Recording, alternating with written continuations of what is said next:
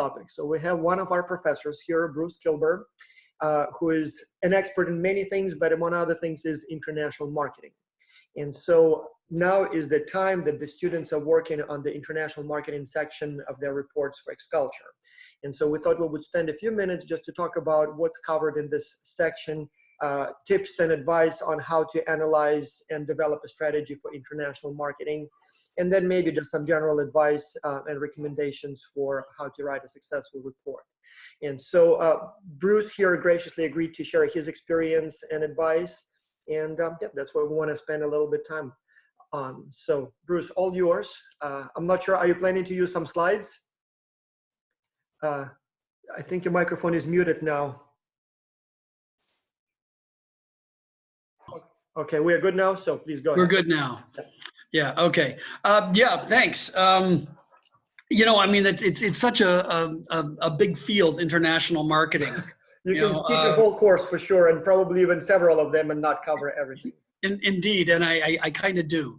But I guess, you know, maybe the single biggest thing that I would say is that, you know, you just have to do your research on each individual country and figure things out. What, you know, customs, colors, different types of messages, you know, what types of, you know, channels work best in that particular country for whatever product or service that it is that you're trying to sell. You know, just like there's so many, you know, things, and no matter what country you go to. I mean, it's like, I mean, I lived and worked in Europe for 17 years, and just as an example, Germans would tend to classify, you know, American advertising as stupid. Because, you know, as you may or may not know, I mean, most American advertising is geared towards, you know, about the fifth grade level. And in Germany, they are much more, I guess, technically attuned. I mean, I worked in IT, and so to sell IT, you couldn't sell IT or telecommunications products based on, you know, how you would sell them here. Here, you say, oh, you know, it would change your lifestyle, it would do all these wonderful things. No, they were interested in the technical details, and you know, what was it going to enable me to do from a technical standpoint. But you know, I mean, that's changed a little bit over time. I mean, they've evolved, well, or maybe devolved, I'm not sure.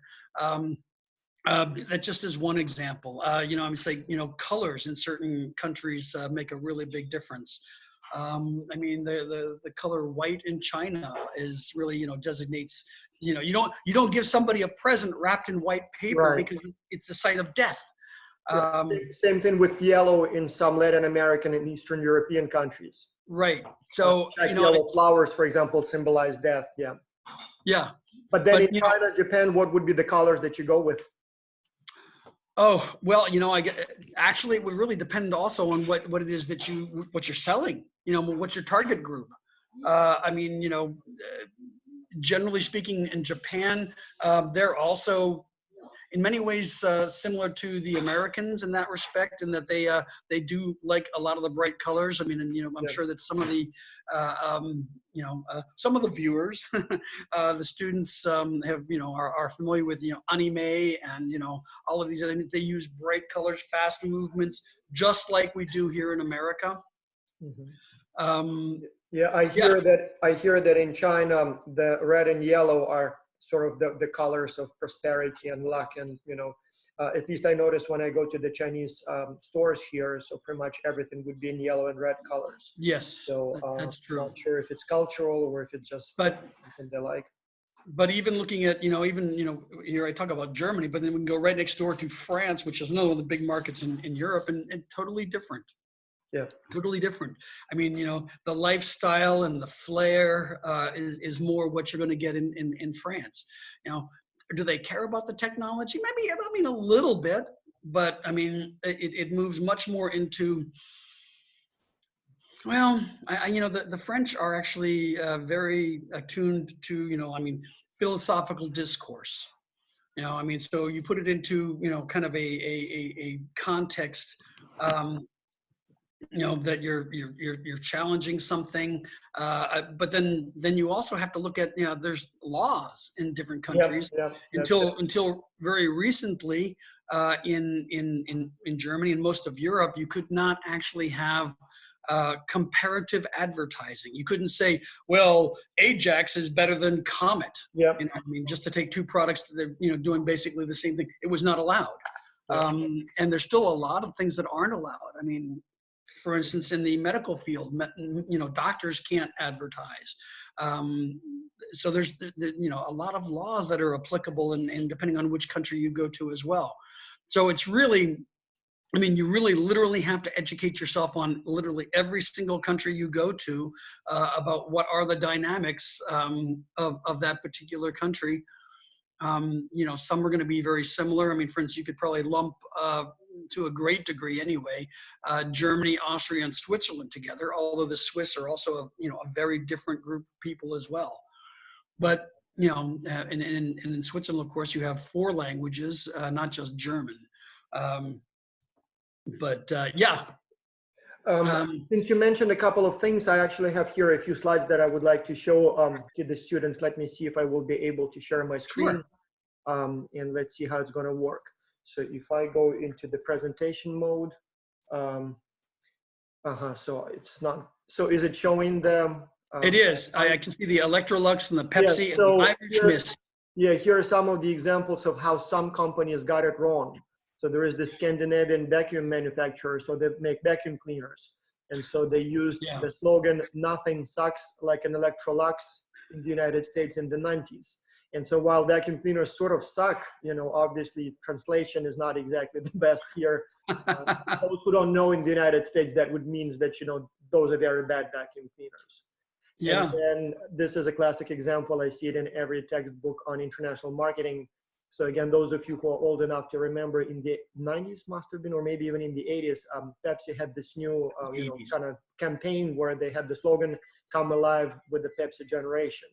And so when they tried that same slogan in China, the translation read more like, "Pepsi brings your ancestors back from the grave." So obviously that was somewhat problematic. And then my personal favorite from my collection, those of you who speak German, in German, the word "mist" means not the mist that you would find in English, like haze and fog, but basically literally shit, manure. Yeah. And so Mist Stick or Irish Mist, so those would be not the best names for the German market. So I was kind of laughing when I saw that in Germany. Yeah, and then of course one of the classics, maybe that's it right there. But a very big car back in the 70s and 80s in America was the Nova. Yeah, the Nova. Of course, then there it is. Yeah, Nova means to don't go. I mean, it doesn't go. It doesn't move. Also, if you are car lovers, my, again, personal collection. So there is this car that used to be called Volkswagen Jetta, but then that was the first generation in Europe of Volkswagen Jetta. And then the second generation was Vento, and then the next generation was Bora. And I don't know what generation they have now in Europe. But in the United States, when they switched to Bora, obviously Bora in English sounds kind of boring. And so in the United States, Volkswagen Jetta is still called Volkswagen Jetta, so they still sell it under that same name. So that's one of those, yeah. And then also sometimes, again, companies don't do the research and end up, and I hope it's politically inoffensive here to use an example like that, but there is this, again, Swedish company called Locum, and so they make all kinds of products. But so the logo looks like basically, just the word Locum. And so in 1991, for the Christmas season, they decided to make it a little bit more festive, sort of. And so they replaced the letter O with the sign for heart. And that's what they ended up with. Again, so children, close your eyes, but, obviously that's not a very good, image. And then that's a snapshot I took some time ago in Canada when I studied there. So IKEA, as you know, they have these very strange names for their products. And so this particular bench, I found the name of the model to be a little bit funny and maybe even inappropriate for the Canadian market for English, again, if you can understand what it means. So this one is actually a very good example. So there is this company called Umbro. And so it's a British company. And so they make sports wear. And so one of the models of their shoes, they call that model Zyklon. And turns out that Zyklon was the name of the gas that the Nazis, Germans, used in the gas chambers. And so obviously there was a lot of kind of political um, resistance to that name, and eventually they just had to pull that model off the market and apologize. Again, something they didn't really expect, but you know, if you don't do your research, that's what you end up with. Here is a good example, actually, how it's done right. So in the United States, in Canada, we have this car here, Honda Fit. And when it's advertised, the name Fit sort of, you know, is played in two different ways. One, fit as, you know, like physically fit, agile, fast. But also I remember there was this ad, how many cars can Honda, how many people can Honda fit? And then the answer is 8. And then they show there are 4 pregnant women exit the car. And so there are like 8 people. So kind of, you know, they play with that. But the problem is that the word fit in some Asian languages actually means something bad. So basically an F word. And so I noticed that in Asia, Honda Fit is usually sold as Honda Jazz. So they changed the name to account for that. And finally, here is a very classic example. I'm not sure, actually, you know, if you're watching this, so take a look at the picture and tell me what's wrong with this. Nike didn't see anything wrong with this. So they had, it's Nike Air Max model. And so they had that model and they didn't think that there is anything wrong with that. So, you know, they have Air Max model, they have that fire there. And so here is another one. Turns out that the spelling here seems a little too close to the Arabic spelling of the word Allah, God. And so obviously the Arab market was not happy with this kind of shoe. So in their culture, putting the you know, the name of God, especially on the shoe soles, it's extremely disrespectful. And so while Nike didn't think about that, and you know, they just put those fires there, so nobody thought about it. But obviously that was a problem, and they had to pull out that model all the way out of the Middle Eastern market, and eventually they changed the whole lineup for the global market. So, and also Bruce, you mentioned something about the company name. So here is, I found this interesting article that's from Bloomberg Business Week. So they say when companies go to China, sometimes they change their name and sometimes they don't. And so some companies do no adaptation, like for example, Pizza Hut, Heineken. So they basically try to find characters that sound exactly the way it's supposed to sound. And so basically, you know, sometimes it makes no sense in Chinese, but you know, that's what they do. Like for example, Pizza Hut, the Chinese sort of spelling would be guarantee wings guests, so it means nothing. But then some companies adapt the sound, the meaning, so that you know, the characters give you the right sound. Like Sony kind of sounds like Sony, and Audi sounds kind of like Audi. And again, it's not necessarily the same meaning, but at least it sounds the right way. And other companies sometimes use the characters that actually mean the same thing but sound different, like General Motors or General Electric. So they literally translate the name. So the pronunciation becomes very different, but it does mean General Motors or General Electric or General Electricity in this case. And then some companies finally try to find the characters that when read, they sound like the original name and they sort of mean something similar. Like for example, Nike, so the original name comes from the Greek goddess of victory. So Philip Knight, the founder of Nike, he was traveling to Greece, and so he thought, you know, he was literally standing at the Pantheon, and you know, Greek goddess of victory, you know, all that, and he thought that's what I'm going to call my company, Nike. So basically, goddess of victory. And so for the Chinese market, they came up with these two characters that when you read them, it sounds Nike, and it sort of means, you know, conqueror or endurance, sort of kind of victory. Same thing with Coca-Cola. So it doesn't really mean Coca-Cola per se, but it means can be tasty, can be happy, so which is very appropriate for this product. And it does sound, when you read those characters, basically Coca-Cola. So those are some of the examples that I have here. So I'm not sure, maybe there are more, but these are some of them. Oh yeah, there's lots and lots. I mean, and one of the really big ones, of course, is I mean, you have to be a little bit older to remember this one. You guys probably all know the oil and gas company Exxon. It used to be known as Esso, but it turned out. Yeah, I remember that. Yeah. Yeah, Esso had some very derogatory meanings in some Middle Eastern countries, of course, and the Middle East is where a lot of that oil and gas comes from. So they had that, they did basically a rebranding, and that was quite a while ago though. There are still some places where it's called Esso. Yeah, I thought those are two different companies. I didn't realize that that's Exxon trying to adapt their name. So that's very Yeah. interesting. So Obviously, and it's yes, on the same it's company. very interesting. Yeah, yeah. Also, Bruce, I remember you just said something about the labeling, and I have a couple of slides here. Let me show one more time. Or, So, and while you're pulling that up, I can also, for instance, another interesting piece is if you look at, I mean, Coca-Cola is a great example of, kind of adapting, I guess. When World War II came about, Coca-Cola was established in Germany. But inevitably, they did not want to be established in Germany and be, associated with that. And so they pulled Coca-Cola out of Germany, but they created a second brand called Fanta. And Fanta is kind of like Nazi Coke. oh, that's interesting. Yeah, I know that's their brand, but yeah, I didn't realize. And of course, Fanta, is still around today. But I mean, that's Coca-Cola created Fanta so that they were still present in Germany without being Coca-Cola. Oh, very interesting. I didn't know that. That's a very interesting story. So here is something on the packaging. Again, you will find many different laws related to packaging, but for example, this particular example relates to cigarettes.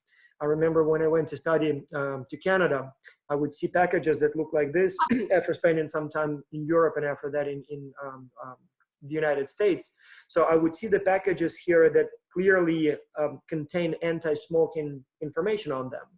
And initially, I assumed that those were some sort of products that help you quit smoking, since it's so anti-smoking. And only later did I learn that in Canada at that time, and probably at this time still, the law was that 75% of the surface area of the tobacco product packaging must be allocated to anti-smoking information as mandated by the state.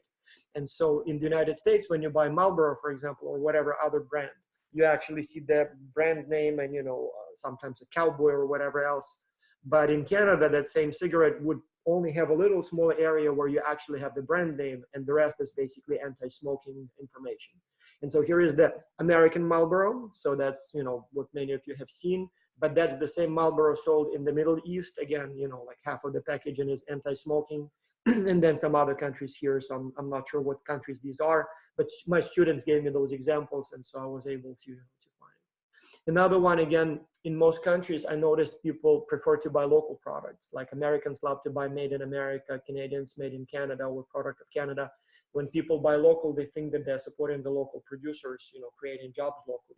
But turns out that different countries have different laws about whether or not you can label that country, country product up. And so sometimes it's even funny. Like, for example, in Canada, you can buy Canadian pineapple. Literally, it would say product of Canada on pineapple. And so how could it be? I mean, Canada is a cold country and they may grow oranges in some parts of Canada, maybe grapes, but definitely not pineapple. Turns out the Canadian law says that if the 70% of the packaging sort of the product content essentially, or cost associated with putting that product on the shelf. So if 70% of that cost is bared by a company registered in Canada, then you can say product of Canada. And so I figure that if you have this pineapple, even though the fruit itself comes from, I don't know, Hawaii or Mexico, it was the Canadian company that did the advertisement, that paid for the can, for the, for the steel, for the transportation, for the marketing, for the accounting. And apparently the fruit itself is worth less than 30% of all that cost associated with putting the product on the shelf. And so because of that, legally, they are allowed to say that it's product of Canada, even though the actual fruit is from somewhere else. So that's kind of, absurd, but, and so I don't know what the laws are in different countries, but sometimes you may be or may not be allowed to put, made in, for example, Germany or Ukraine or the United States, depending on how the regulations work in those particular countries. Yeah, that's absolutely correct. I mean, for instance, most people would probably be surprised to know that the cars that are most American made tend to be more of the foreign cars. I mean, and I haven't looked recently, but for many years, the Toyota Camry was the most American made car on the market. But you only, and American made cars basically only need to add, I can't remember if it's 20 or 25% of the value of the car in the United States in order to be able to claim that it's American made. It's very interesting that you brought that up. Literally 2 days ago, I got into this argument on Facebook about cars and patriotism. And a friend of mine from Michigan, he was kind of reprehending me for using non-American cars. And he says, I have a Dodge Journey. And so I buy American because I'm creating jobs. And I happen to have a Honda Odyssey and BMW X3. And being a geek, I actually did some research. Turns out Dodge Journey, even though it's a German brand, American brand, the car itself was based on the Fiat base. And so it was developed by the Italians and produced primarily actually in France. And the biggest market for this car is actually in China. And so in the United States, they do some assembly, but it's mainly components from Europe. And so, and I actually believe they say that the American version is made in Mexico. And so while it does carry the American brand, it has literally nothing to do with the United States, the design, the assembly. Whereas Honda Odyssey, it's specifically designed for America, it's made in America, and it's not even sold anywhere else because it's a big, minivan. Nobody else drives cars like that. And same thing with BMW X3. So they have the factory here North in Carolina. Yes, so made in America. In fact, I think they even had the ad, designed in America, built in America. And so it turns out that even though my cars carry foreign sort of, labels, but they actually have more components made in the United States than Ford Journey for that matter. So. Well, and that's actually a very interesting point to go off of as well, is that, for instance, I'll give you the American example first, is that, Walmart is a very interesting one. They use their power over suppliers to push prices down. And the way that they do that is that, basically you have, and we'll just take TV as an example. You have we'll just say a Sony TV, and it's the basic same model, number that you would get at like a Best Buy, but it maybe have like an X at the end or an R at the end. It's because the manufacturer, in order to adhere to Walmart's price demands, actually puts cheaper components in it. It is not exactly the same TV. And the same goes for even cars. You could buy a Mercedes, here or in Germany or in Bulgaria, and those are not the same cars, even though they're exact same model. They are not the same car. They are built for those markets, and the tolerance. So you mean like they would have a different type of engine, or even more components are different? Some of the other components are different. Yeah, that's very interesting. Yeah. Another example I actually learned about recently. So again, if you take a look here, Tic Tacs. So it's a peculiar situation in the United States. So Tic Tacs, in most of the countries, including in the United States, they are advertised as, only 2 calories and no sugar. And in the United States, they literally say 0 sugar. So like if I take, 0 sugar, if I go to the label here, you will see that in the United States on the label, let me see if I can find a label here. Right here, literally it says sugars 0, right? Turns out that in the United States, the FDA rules say that you can say that you have 0 something in the product if that component is less than 0.5 grams. So you can say 0 fat if it's less than 0.5 grams of fat. You can say 0 sugar if it's less than 0.5 grams of sugar. Turns out Tic Tacs are 95% sugar. So it's basically just sugar in some flavored coating. But because each of those pills is 0.49 grams, like less than half a gram, the actual content of the sugar then is a little bit less. Yeah, it's 94.5% sugar. But the content is less than half a gram. And so in the United States, they're legally allowed to advertise the product as 0 fat, 0 sugar, even though it's literally pure sugar. So I'm not sure what the rules would be in Europe. You probably cannot pull the trick there. You can't do that. But America actually has got probably some of the worst laws on the books of being able to deceive the public. Another great example is, high fructose corn syrup, which has, been very concretely related to, obesity, diabetes, and even dementia. And so, but what the industry has done is they have lobbied to be able to call high fructose corn syrup corn sugar. And they're actually still lobbying to get it just called sugar. And so it begs the question. So if they actually get to be able to call high fructose corn syrup sugar, can they then advertise that they don't have high fructose corn syrup in the product? And yes, they can. Huh, interesting. Yeah. Yeah. I have a couple more examples here about, again, how you can do some things in the United States, but you would not be allowed to do the same thing in Europe. So, for example, a few years ago, I was actually teaching a course, international business, and was preparing for the course and read this story in one of the newspapers. So these pictures here, these ads, they were banned in the United Kingdom, but they were perfectly fine and used in the United States. And so what's wrong with them? Again, if you guys want to take a quick look and try to guess what is wrong with these pictures, why they were banned in the United Kingdom. Turns out they are photoshopped, so digitally retouched. And so in the United States, there is no law against that. So they can put Julia Roberts there, kind of erase the wrinkles. And by the way, the product that they advertise, it's L'Oreal's product that basically, you apply to your skin, and presumably it makes you look younger, erases your wrinkles. But in the United Kingdom, at least, I'm not sure if it's all of Europe or the UK only, the rules are that you cannot mislead your customers with digitally retouched photos. You clearly are implying here, if you use this eraser, then, if you apply it, you will look as beautiful as these women. And so because the photos have been digitally altered, so in the UK, they said, no, you cannot do that. That's basically lying. So whereas in the United States, that was okay and they could do that. So. Yeah.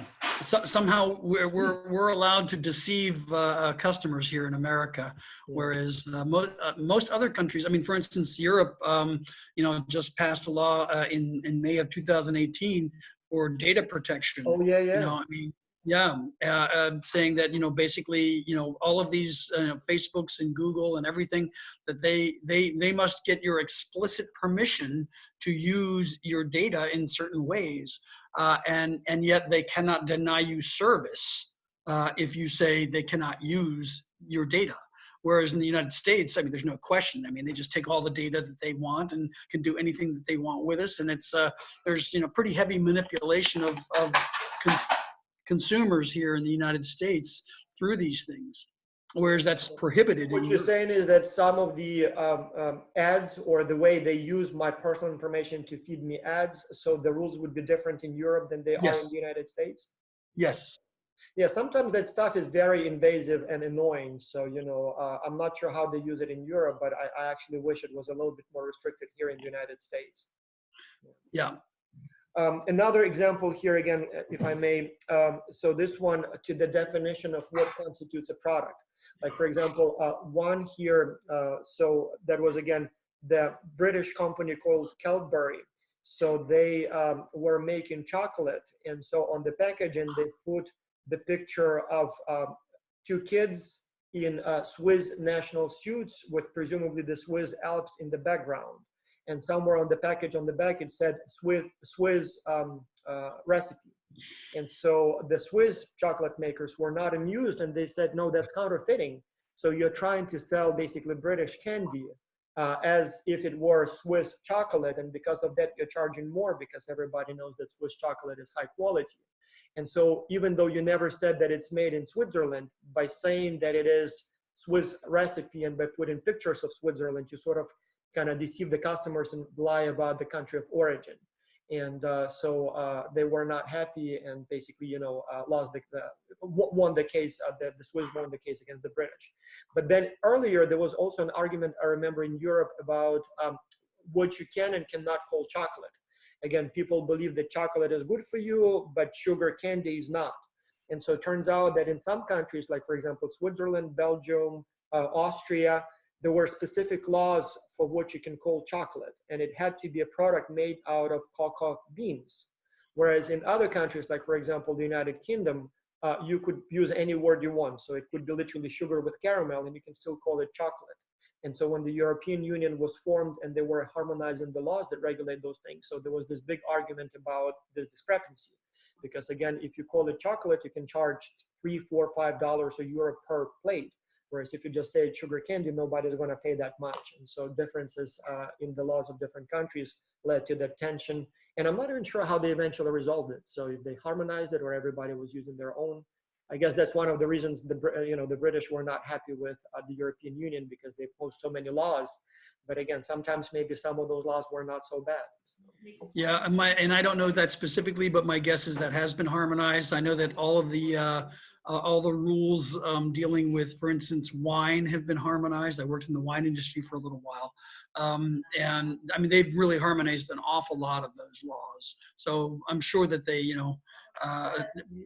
they've harmonized the ones for chocolate, but then there's also all kinds of really great things. I mean, talking about marketing again, again, one of my favorite stories is that, for those of you who know America, one of the big beers here is called Budweiser. Yeah. Well, there's an original Budweiser, and that is from a brewery in the Czech Republic.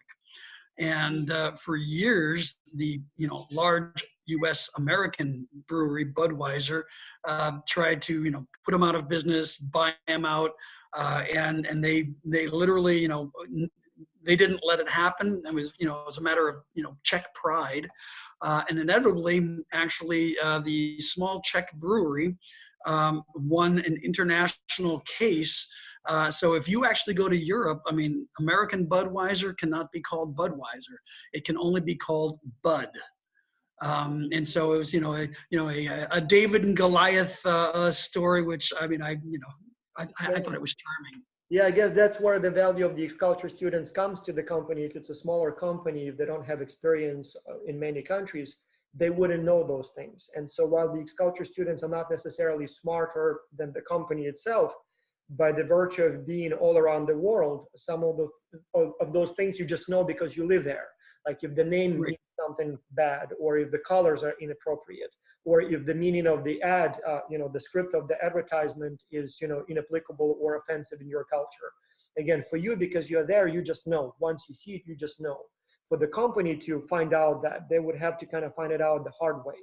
And so the big value of the ex-culture students comes from the fact that you are in those different locations, and individually you may not be smarter than the company, but collectively somebody will know something, will notice something, will sort of be aware of some things that the company just doesn't know. And so by putting together all of those reports, the company greatly benefits from your research, because it's almost like doing a global research, which would cost a lot of money if they were to commission it, hire professionals to do that research, whereas here the thousands of students just kind of bring it to you because they know it. So yeah. One more thing that I wanted to mention specifically to the ex-culture, with respect to the ex-culture reports, and Bruce, tell me if you also have that same observation when you read the reports.